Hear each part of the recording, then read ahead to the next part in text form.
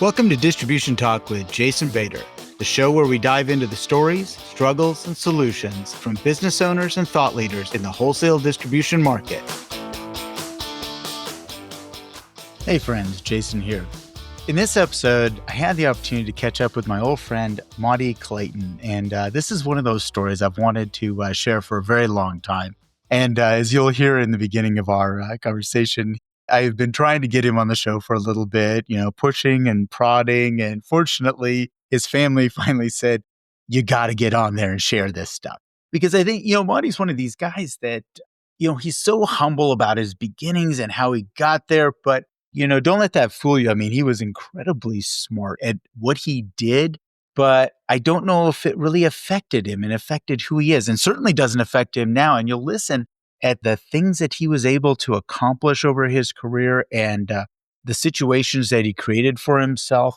And, that could certainly give a guy an ego. I mean, it certainly could, make you feel like you're one of the smartest kids in the room, but that's not the case with him. And I think that's what's so fascinating is that really he was driven by creating opportunities not only for the people around him, the employees, but also for his family and really the supplier community, anybody who touched him in his business, he wanted to make them better. And I don't know if he really articulated that in our conversation, but I think it came through loud and clear. So again, just a really great conversation about, a true entrepreneur. And I don't think he's done yet, even though he might say he is, but a true entrepreneur that has, created a phenomenal career just by, stepping out and trying to out hustle the competition. So I hope you enjoy this episode. This episode was brought to you by my friends at Profit2. Clients have shared that the big thing that sets Profit2 apart is their approach. From the moment you meet the team at Profit2, you get a sense that they know their business and how to help you make improvements safely. What you don't get is an arrogance found in some competitive services. They know that you're an expert in your business, and they seek to help you be just a little bit better. We know resources are harder than ever to find, and with the barrage of price increases, adjusting to the changes is a massive and oftentimes manual challenge. If you want to discover hidden margin opportunities without being talked down to, learn more at www.profit2.com. That's profit with a number 2. And be sure to let them know you heard about them on the Distribution Talk podcast. All right. Hey, Monty. Well, welcome to Distribution Talk, man. Thank you so much for accepting my invitation, sir. Well, after being requested a few times by you, I kind of folded to the pressure. Yes, indeed. now I'm excited to be here. My family has encouraged me that it'd be cool to tell a little bit of my work history on a platform like yours. So thanks, Jason. This is kind of cool, and I know it took a little bit of encouraging along your lines. This isn't right in my wheelhouse. You know that. Oh, I know. I'm excited to do it, and and so many times over the years, you and I have sat down and had great conversations. So I knew this would be a natural. Yeah, this would be something you and I would have a great time doing. So very good. Let's dive right into it. So, I start all the shows, really talking about the background, because this is really a show about you, and your history and what drew you into distribution. So, anywhere you want to start would be great with me. So take it away. Gosh, Jason, if we're starting a little background, my background in this fastener supply distribution industry goes right back to working with my dad. He was a salesman for Dual Fast, and in the after hours, I would go and fix nail guns and staple guns at his facility there and keep him running, learning the business. I knew all the nails. That was our background. It was funny. My dad always says, we're not in the nail business, son. We're in the friends business. And he promoted that very, very well. His customers were friends, and there was a neat loyalty there with his customers. So definitely took that to heart. Yeah. I was able, when I graduated high school, I was offered a territory with Dual Fast because I knew it well. And my territory was in central and southern Utah, just Provo, Warren, and then south on down to St. George. Back then, it was just a lot of windshield time and For not sure. that many For customers. sure. So we made that work, and that I love selling nails. I'd fill up my truck full of nails and call on customers and job sites. And back then, we had to fix our own tools, and that was all good. Yeah, yeah. One of our mentors, I remember him telling us we'd go on those ski trips. I'm trying to think of his name, and it'll come to me. But he'd say, hon, I'll be back. She'd go, well, when you coming back from your sales trip? She goes, when the station wagon goes from this to this, I'm coming home. What a beautiful story, His wife would just be there waiting for him to sell all his nails, and as soon as his station wagon was empty, he's coming home. So, all right.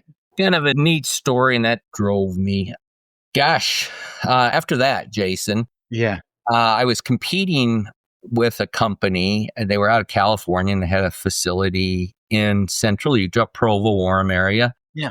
And they had the business, or I had the business. So we were battling back and forth. And they came to me and they said, how would you like to open up a facility in Las Vegas for us? And going from Salt Lake City to Las Vegas was a neat stretch. Not for me necessarily. I was digging it. But my parents, my wife's parents going, you're going to take our grandbabies down to Las Vegas? Yeah. For sure. So we did. Uprooted clear back in 88. Okay. We came to Las Vegas. I opened this little business. I mean, it was brand new. We opened it from opening the doors, and we grew that. And I worked with them for about 10 years, Jason. Okay. And it was just concentrated back in my wheelhouse, nails and staples, without a whole bunch of the other construction products out there that, gosh, we both know that's out there in staff. Yeah. And what was the business climate like in Las Vegas? I mean, was it booming at that point? I mean, was it really? 88? Not really, but there was room. There was, it was a lot of direct competition, Jason. There was Senco, Direct. Sure. Some of these other folks that I was competing with, it wasn't necessarily the Whitecaps or the Orcos or those other bigger construction supplies. There was another operation called Addison here in town, and they did more of the construction supply. But I really was able to carve in a niche, knowing the nail and staple business really, really well. So that's how I carved that niche, through that knowledge.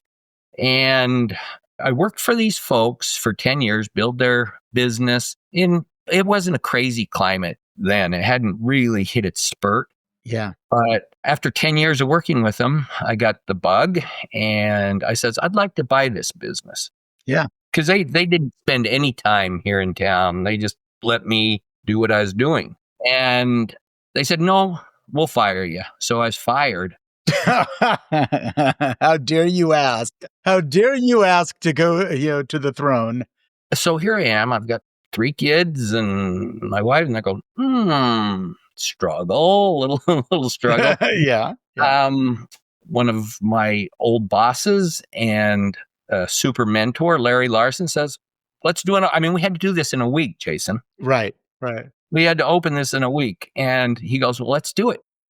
He gave me the encouragement, and he gave me the courage to do this.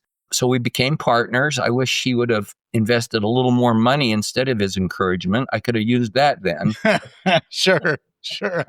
And actually, this gentleman very, very, very well, Larry Larson. Yeah, Larry's fantastic. Great. He was a mentor, boss, a lot, and really encouraging gentleman that helped us kick this into gear. So that was the business background to start in Las Vegas. And that's basically where most of my career is. Yeah. So you got remind me what the new business or that business was called. We called it, the name of the business was Access Fastener and Supply. That's right. Yeah. Still focusing on fasteners, but we got into STAFTA, and the STAFTA lines from all those folks certainly helped round out our business. And the one thing that I feel more than grateful for is the 10 years that I spent with these folks. I built wonderful relationships with the Sure. fastener suppliers, connector suppliers, different types of supplies that we carried under their company. And I built these relationships. So obviously, when I told them I was doing this, they said, we're in your court. We want to help. We want to be your partners. Yeah. You got this going on. So they were just an enormous part of helping me in my journey for sure. Yeah, I think back in those days, it was much easier to get that supplier support, for you, as a startup, as really just kind of an initial startup. You had the relationships, but, that isn't as prevalent today. It's just not as easy today, and there's a lot more, corporate rigmarole that you have to go through to try to get that support. Back Oh, then, these folks could just say, "Hey, Monty, you got it. I got you. I got you." I remember one of my biggest fastener suppliers. They go, "Yeah, we'd love to work with you. We'll give you a $10,000 credit limit." I'm going, "That's 2 pallets of nails. That's all you get. You get 10,000." So I was paying them on a Sure, sure. every other day basis, and they As go, fast as you could get it, "We'll you're just like, let you grow. We'll let you grow," and they yeah. did. They were a wonderful supplier, and but I looked at this credit limit and I go, "Do you realize that's 2 pallets of nails?" You're right. That's Yes, we not do. gonna get me very far. Yeah. So yeah, fortunately, I had these great vendor relationships that, Yeah. like you said, back in the day, they'd go handshake, let's Sure. grow this. Well, and then you also had, your encouragement, Larry and probably some others, that really kinda, got you going and really kinda pushed you along, and I'm sure there was a lot of days where you said, "What am I thinking? What was I doing here?" We had a little group inside Staffta that was called, we just co-named ourselves the Dual Fast Mafia. Gotcha, okay. And these guys were all, I mean, they were in Central Cal, Chicago, Arizona. And these guys we were all homies from Dual Fast. Yeah, yeah. And they certainly helped and encouraged. And hey, we'll tell you where to get this and we'll tell you where to get that. One of my mentors and a cool gentleman overall that was a real philanthropist was Roger Aurelio with New Supply in Chicago. Mhm. And I think you'd probably met Roger. He was part of the Dual Fast Mafia. and we certainly helped each other. Gosh, Jace, the business kept growing and Yeah, it was yeah. growing well here. And that's when Vegas was starting to rock and roll. So timing was cool. And as the business grew, I was really selling a lot of fasteners because there again, I knew that. So I had one of my suppliers, it was Master Fastener, and Chris Miller was the owner of Master Fastener. I was buying stuff from him. I go, "Chris, I know you're supplying me this stuff and I know you got your mark on it and this and that." I says, "I want to start importing my own fasteners." Yeah, yeah, yeah, yeah. And he goes, "Okay, Mon, let's do this." He had all the connections offshore. At that point, I started accumulating some decent capital. And I said, well, we named the business Monty. And for Chris Miller, it was Cristo, Monte Cristo International. Yeah. So it wasn't all that. I mean, it was fun, but not Yeah. a real stretch. No. Pretty easy naming convention there. Sure. And oh my goodness, we were supplying a few of the folks on the West Coast with containers and nails that we were wholesaling into them. And where were you bringing in those in from? What was your country of choice there?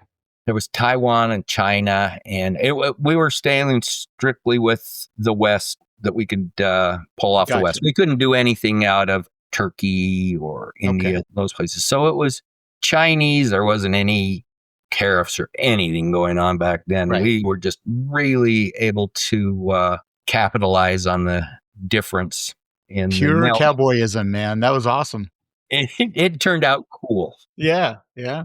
That certainly helped margins and helped grow the business. And some of my competitors were starting to try to figure out this fastener business that I cornered this little niche, and they were coming hard. And that's when the Orcos were here and sure, Whitecaps were here. lots and lots of deep pockets, buying right offshore where I was buying from. So it was starting to get plenty competitive and plenty not aggressive. Town was cool. Yeah. No, there wasn't any bad feelings. They knew there was enough going on too that we could cut it up. And one of my thought processes when I opened up, I go, all right, these people squash me like a bug. They'll just squash me if I get a little too, I know I was plenty aggressive, but I said, I'm going to take 10% of each one of these guys and they'll think I'm a pimple on their behind. Totally. But they don't want to squash me. They go, yeah, he's an irritant, but we're just not going to, he's.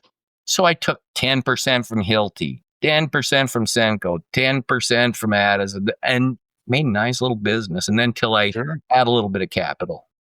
The business grew. I had at one point, I had 22 employees and we made a neat offering that some of my competitors couldn't or wouldn't do. We offered, the construction supply sales. We had a full line of staff. We were a staff to house. It was still pretty small on some of it, but we offered metal fabrication. So I had a full-time welder and drawer that would do specialty connectors, this type of thing for custom houses or small commercial. And it was primarily residential, right? That was really your focus. That was my gig, brother. Yeah, we did small commercial apartments. We'd love apartments. We could multifamily, sure.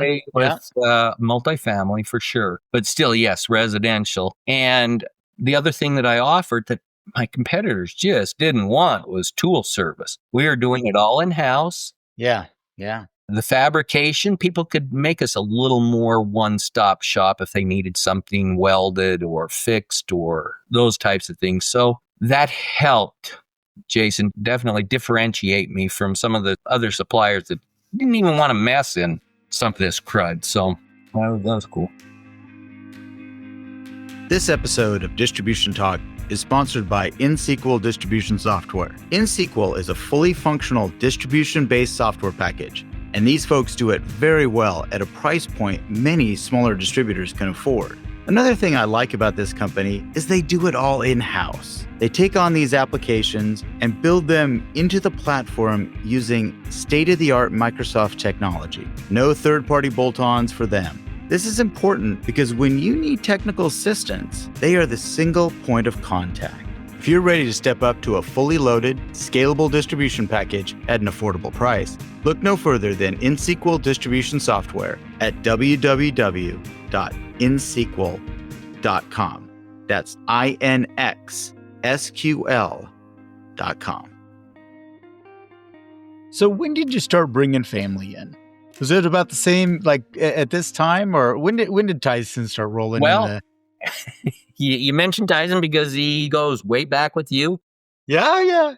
When your father was raising you and your brother in the business and those types of things. Yeah. My middle boy, my older boy, he was our smart child. He was a computer engineer, and he's still very, very bright, but he didn't want to pack nails for a living, and that's right. That's actually really smart. Yeah, I can understand that. He's really smart. His intellect. Really smart not to pack nails for a living. I got you. So packing nails for a living, somehow, finally, Tyson graduated business school at UNLV. After this quarter, I'm going to poke this in. My youngest daughter's got one more quarter and I'll have 4 graduates from UNLV. There you go. And they should give you a plaque for that. I think they should give you some sort of award for that. They should. And it's considered the University of Never Leaving Las Vegas. That makes me a happy guy. I'll keep them right here. I love my kids here. Keep them all around. Yeah. Gotcha. So Tyson came into the business, and that's really when we were able to take some next steps. Tyson, with his business school knowledge and his ambition, he's just a next level business guy, and just his thought process and growth process and entrepreneurship. It's really nice to watch that and have that as family. What a beautiful thing, Jason. 100%. Oh yeah, for sure. What a beautiful thing. So Tyson came in and he was kind of managing the office manager and those types of things and helping us out there. A few years later, Whitecap came along. Yeah. And Whitecap really saw that we were doing a great job in town, specifically with fasteners. You know how Whitecap definitely was concrete accessories, Yeah. concrete built up. They're slab down kind of people originally. Absolutely. Yeah. And do a wonderful job in it. And they wanted to get into the fastener business and sell more of that stuff and diversify a little bit. They made me an offer to buy my business. And with some close consultation with my wife and son and a few other people, we sold. And that was neat. I was just ready to start expanding access. We were going to open on another office on the east side. I was going to have to go deep to do it. You know, you have to spend the bucks and inventory. And actually, we built the building with a group of us, and I was just going to rent a majority of it, you know. Mm-hmm. And Whitecap came, we'd like, you know, they said, we can't buy your customers. This was probably maybe the one little feather that I was able to put in my cap. Whitecap says, we can't buy your customers. I'm telling you, Jason, they tried to buy my customers. For sure. And they were super tough. And they said, your customers are somehow amazingly loyal to you and your little company. So we're going to make you a real good offer so we can buy you. And I go, lay it on me, and sure, such we did it. And good. It was fun, and what an amazing timing, because we did it right before the big downturn of the residential bubble, like that. In that 07, 08. I sold it in 6. In 06. Okay, yeah. So kind of beat That's the downturn, and they were still in the aggressive buying mode. So yeah, take it. We liked it. We took it. Now, did you work I know Tyson went and worked with them, but did you go work with them as well? Yeah, Jace, I had a 2-year work agreement. Okay. And a 5-year non-compete. So that was fun. I made a nice enough score to where I was considering just being done. Bought a nice car and you drove around, I can recall. And yeah. So that was kind of where that was at, Jace. I mean, and Tyson did go to work with Whitecap and, did really well with that. He did very well, as I recall. Yeah. And I'm sure he learned a lot of things about a large organization like that.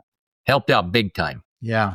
But he, in turn, 5 years later, my non-compete was about running out. And he goes, Dad, I want to start a fastener supply business.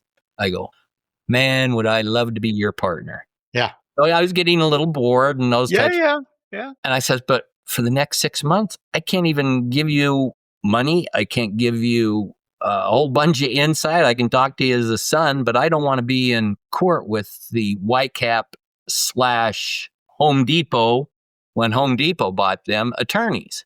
Right. I said, but after my non-compete's up, if you'd save me a little carve-in, I would love to be there. So he needed a little bit of capital. He talked to some old friends of mine that own the lumberyard and truss yard here in town. And Tyson started Desert Fastener. 6 months later, I jumped in, and we really, it was so fun watching Desert, how fast, because we had taken it from the depths of the recession. We were able to get the very best employees. Everybody else in the whole town was sitting on this super expensive inventory. All our suppliers were saying, hey, we'll bring in inventory. We need some of this moved. We were able to capitalize on some of the big downturn. So you had some serious timing. You had timing on the sell and a timing on the start, man. Real blessed. Real blessing there. Very cool. And Tyson just ran this like a clock. Yeah.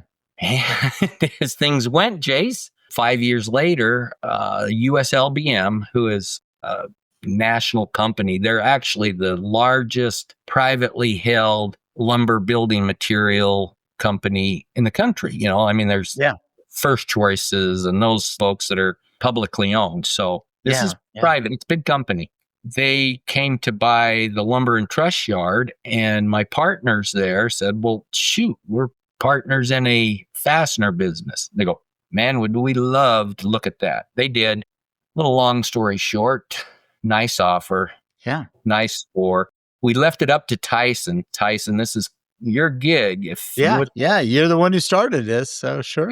if you'd like to sell, we're 100% behind you. So he decided that's what he'd like to do. Still works for USLBM and the desert. They've got this desert conglomerate out here. It's got lumber, trusses, fasteners, doors and windows, and he's kind of the sales manager over the whole kind of conglomerate. So kind of a neat thing. Oh, for sure. Absolutely. It's kind of funny. I mean, I've spoken to a few guys over the years, that have sold one company. You did it twice. I mean, not many people have made this leap to get two shots at that. At least, I talk to tech guys that do it, but that's what they do. But not the brick and mortar nail guy, nail slinging guys here. I don't see that very often. There were numerous people, especially in our little industry, the staffed group. Yeah. Yeah. You double dipped in the same town? Are you kidding me? Sure. Yeah. Again, no genius involved here. Timing and definitely humility as far as being blessed to be in position to make that happen. And hopefully, it rewarded my life, and hopefully I know it rewarded the employees and some of the lives around me that got to take advantage. They're still working with these big companies. Numerous are still working with Whitecap. Mm-hmm. Numerous are working with USLBM and the desert folks here. So I feel even with the sales, it improved a lot of my dedicated employees' lives too. That maybe I could offer real hard work and getting your good paycheck and this and that, but it's kind of a different story. A little bit working with these folks for someone that's not necessarily going to do their own thing, just a nice solid company with a great 401k plan and on. I feel comfortable about that. Yeah, well, no, and I think you should be really proud of it. I mean, and I know you kind of come from a humble standpoint, like, well, this kind of stuff wasn't a whole lot of, thought on my side. But if you really think back, Monty, let's step back a little bit here. When you had that foresight to ask Larry to kind of jump in and you all just went after it, I mean, that's hustle. I mean, that's absolute entrepreneurial hustle. And I think it takes a lot of belief in yourself when you decide to take on these opportunities. That's what I'm seeing, is that you believed in your formula, you believed in a lot of the things that you heard. And again, that's, my favorite definition of humility is always the ability to remain teachable. And I think that's what I'm hearing throughout this whole thing is that you spoke to a lot of mentors, you observed a lot of people. And, by listening and watching and observing other people, all of a sudden, next thing you know, it's like, I was blessed to sell two companies. I carved my little world out here in the desert, and life's pretty darn good. Gosh. Thanks for putting that all together really nicely, Jason, but that's exactly how I feel. Yeah. I knew I could out hustle my competitors. I knew being as small and nimble as we were, it took a lot to move a Orco and a Whitecap. I mean, if I needed to liquidate some nails and buy them cheap, whatever it took, we were able to do that. Where you got somebody with $40 million worth of inventory, they go, "Oh, we got to move this." Yeah. It's awful tough to turn the aircraft carrier. It really is. So the nimble work and the things that we got to participate in being small certainly helped us. Yeah. And gosh, Jace, I really think that I know you do different things and you have a different thought process as far as side gigs. Side hustles, you bet. I love the side hustle. Sure. And isn't it fun? And I tell you, one thing that I'm involved with Tyson, Tyson just goes, this is what the market's calling for. So Tyson put together this company called Skyview Solutions Yeah. as Yeah. is a side hustle. And he's up to his eyeballs in the fastener and supply business. So he goes, but I think we can do this. So he got his, back then you needed drone pilot license to do I can't remember what all the regulations were that you had to meet for the FCC. Now it's a little more freewheeling. Yeah. But he did all the regulations, actually even had to get his balloon. The easiest license he could get was through a balloon pilot, because Oh, you have that's to funny. balloon the Yeah. lift and Yeah. the Yeah. lift and I hear the you. wind, all this. So he got his balloon flight license to take on this business, and this is how dedicated it was. I'm just there for the show, and I'm kind of financing it, and which Sure. was great. And next thing you know, he's got this drone imaging business, and we're flying all the big jobs in town, giving them every 2 weeks an aerial progression of their job. They can keep track of their inventory, look at it. Okay, that lumber's still all there. They can keep track of, even down to safety, all this guy's not wearing his safety equipment, those types of That's right. things. So Right.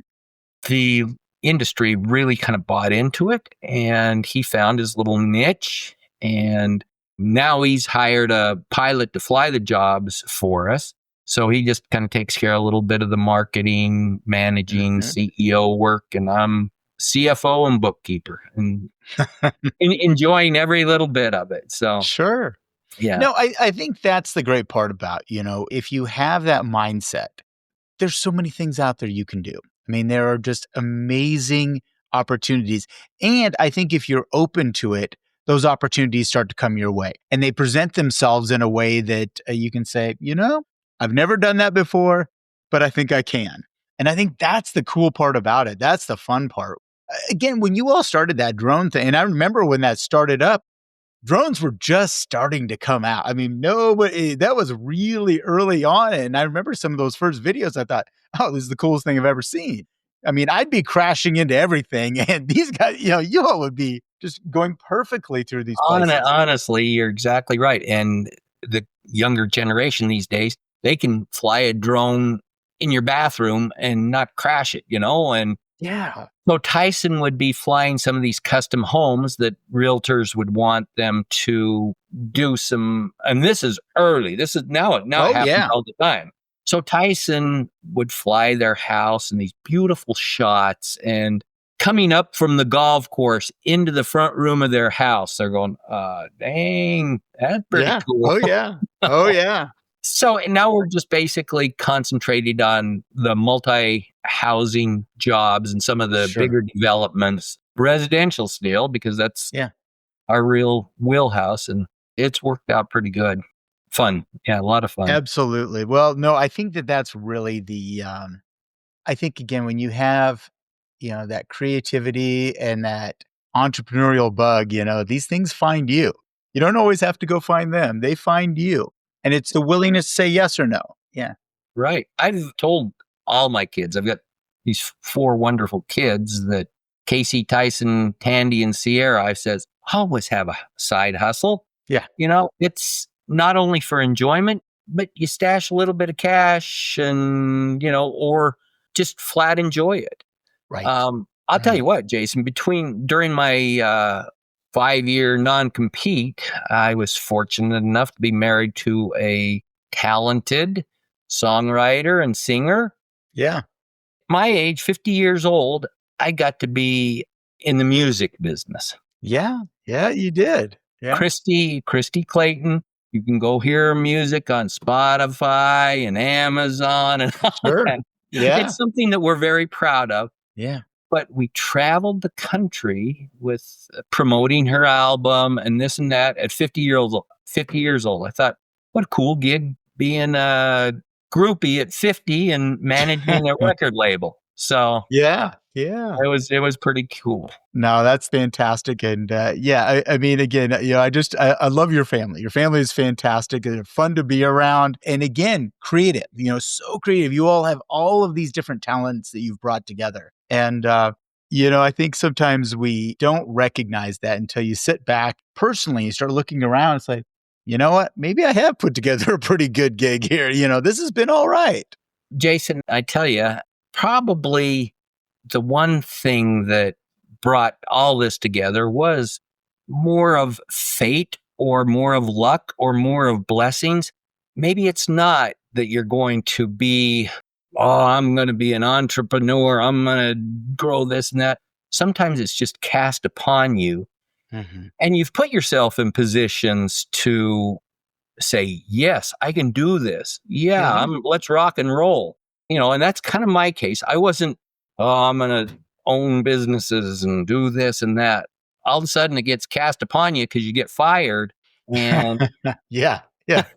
You figure it out real fast. Okay, I'm going to be an entrepreneur and make this business happen. So, yeah. Jace, from our staff at time too. Right. God, what relationships we made back then. Oh, absolutely. 100%. I mean, Monty, as you know, Marshall and I have been working together now the last 10 years. We've remained friends and, and then started to do that. Recently sold a company who was with us on those staff to ski trips, Yes, sir. And so again, these relationships, it's pretty amazing. Absolutely, amazing as the network that we built, and going just to those kind of fun little ski hills together and, enjoying each other's company. I don't know if that kind of camaraderie exists as much any longer. Dude, I don't think it does. At least I don't see it as often. Yeah, I don't see it, and I think about some of the singing. Name escapes me right now, but gentleman, Dick Evans. And I think he and Christy got up and were singing, in front of the whole group. Yeah. It was just, that's the kind of stuff that I think small business is all about, but being willing to step in and show up at those events, and kind of become a part of. That's another area that's really important, is that you can't just like play on the sidelines, You're right. That you're either in it or you're not in it. Well, the relationships and hanging out with guys in my same boat that were hardware salesmen, fastener salesmen, the Dick Evans, like you mentioned, the Larry Larson, the Roger Rios. Yeah. And all those folks, I got to learn from them and made those relationships at Staffta and grew those friendships and relationships far beyond Staffta. So it's been a neat life. And I know this has been, like I said, a stretch for me. Mm-hmm.